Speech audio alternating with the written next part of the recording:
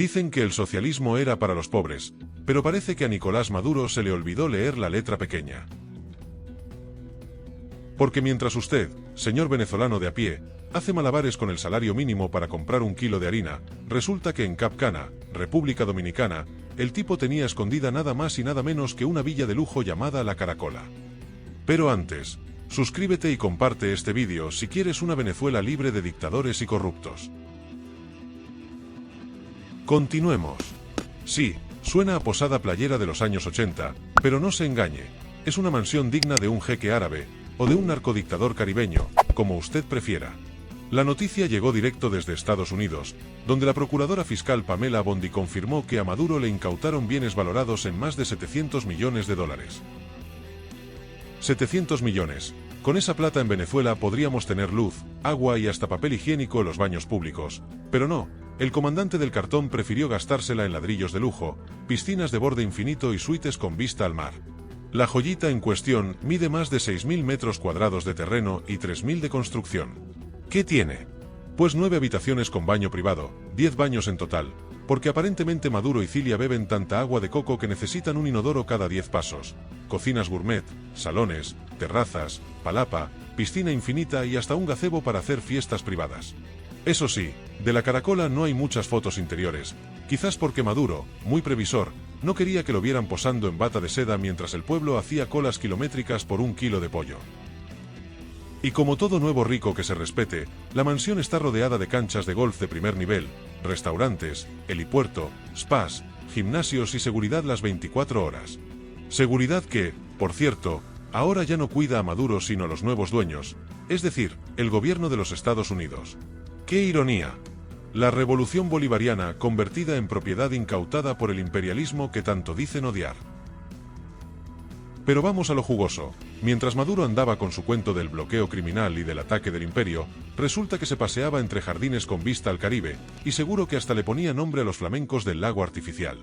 Y lo más sabroso de todo, cuando la noticia salió, el régimen guardó silencio. Claro, ¿qué iban a decir? ¿Que era una casa del pueblo donde se organizaban las VC playeras? El chisme político no se queda ahí. En los pasillos de la oposición ya corren comentarios de que la incautación es solo la punta del iceberg, que La Caracola es apenas una conchita en comparación con lo que se viene. Y ojo, que Washington no está jugando. Entre esto, la recompensa de 15 millones por la captura de Maduro, y ahora la mansión incautada, parece que alguien en el norte decidió que ya estuvo bueno de tanto show. Mientras tanto, Trump, que ahora juega a ser influencer de campaña otra vez, anda celebrando como si él hubiera sido el que puso la primera piedra de Cap Cana. Milei, desde Argentina, seguro también mete su cuchara y grita que Maduro es un zurdo inmundo, aunque en su propio país la inflación ya parece hija ilegítima del Bolívar fuerte. Y en Caracas, Diosdado debe estar con la vena inflada pensando, ajá, si a Nicolás le quitaron la villa, ¿cuándo me toca a mí? Lo cierto es que La Caracola se convirtió en el símbolo perfecto de la contradicción chavista. Predican austeridad, patria y revolución, pero viven como jeques petroleros en mansiones de revista. Y mientras tanto, el pueblo venezolano sigue viendo cómo se va la luz en pleno partido, cómo se corta el agua a mitad de la ducha y cómo el salario alcanza para un café, y gracias. Pero mire usted qué curioso, a Maduro no le alcanzó con Miraflores, con el Palacio de los Sueños rotos en Caracas, ni con el avión presidencial. No, él quería su rinconcito en el Caribe, su propio refugio donde esconderse de la realidad. Solo que esta vez el imperio se lo arrebató. Y no me malinterprete, yo sé que muchos dirán ajá, y esos bienes ahora los disfrutan los gringos, no el pueblo. Y tienen razón. Pero al menos algo de justicia poética hay en ver cómo al hijo de Chávez le confiscan la piscina de borde infinito mientras usted se baña con tobito y resistencia de 110 voltios. En conclusión, señores, La Caracola es la prueba viviente, o mejor dicho, incautada, de que Maduro y su camarilla no eran otra cosa que millonarios disfrazados de revolucionarios.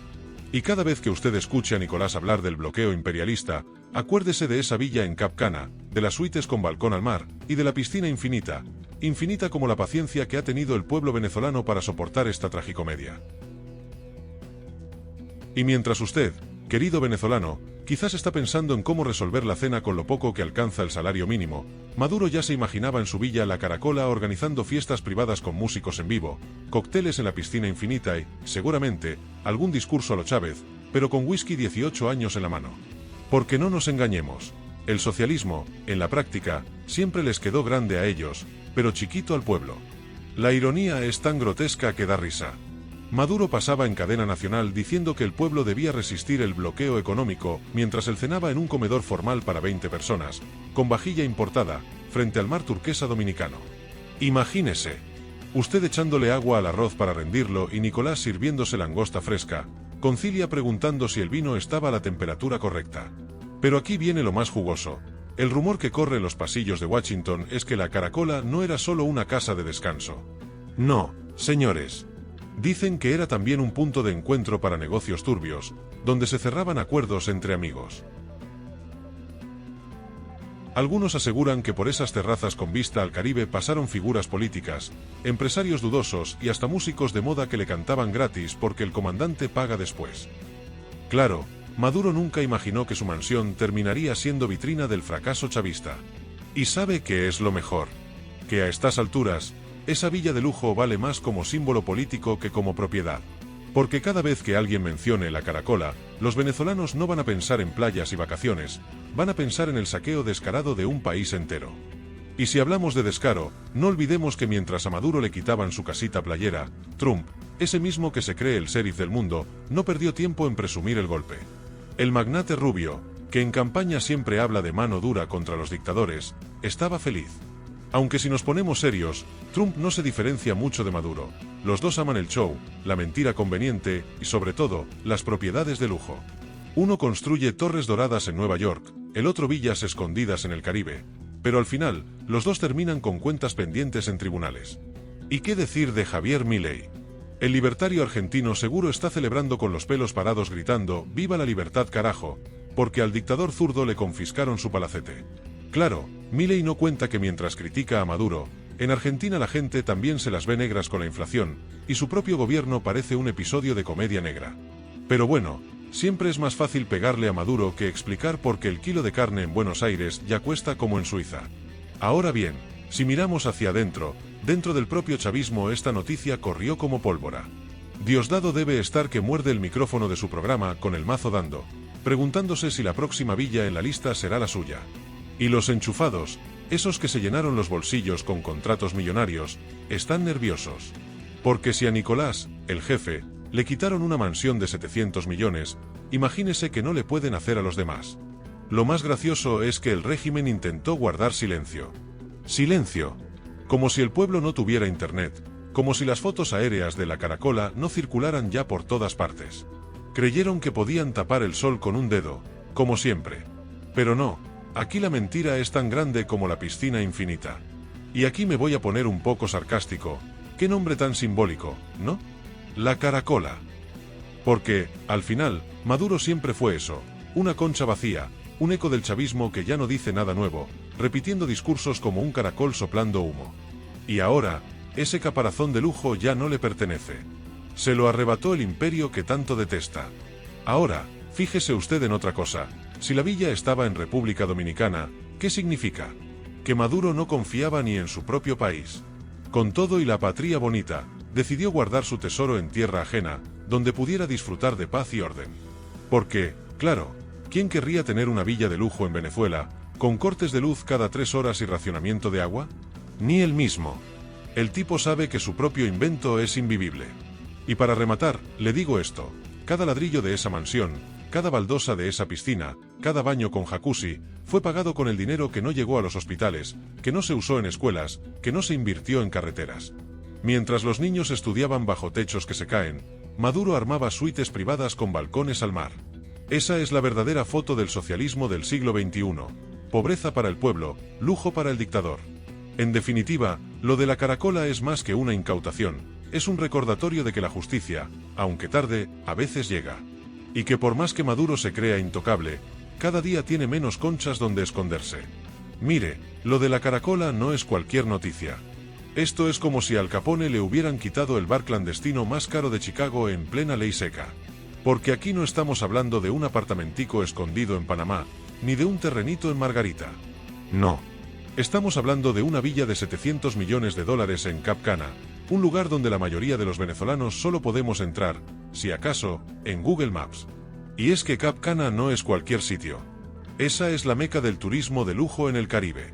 Allí se codean millonarios, jeques árabes, magnates rusos, estrellas de Hollywood, y como no podía faltar, un dictador caribeño con complejo de estrella de rock.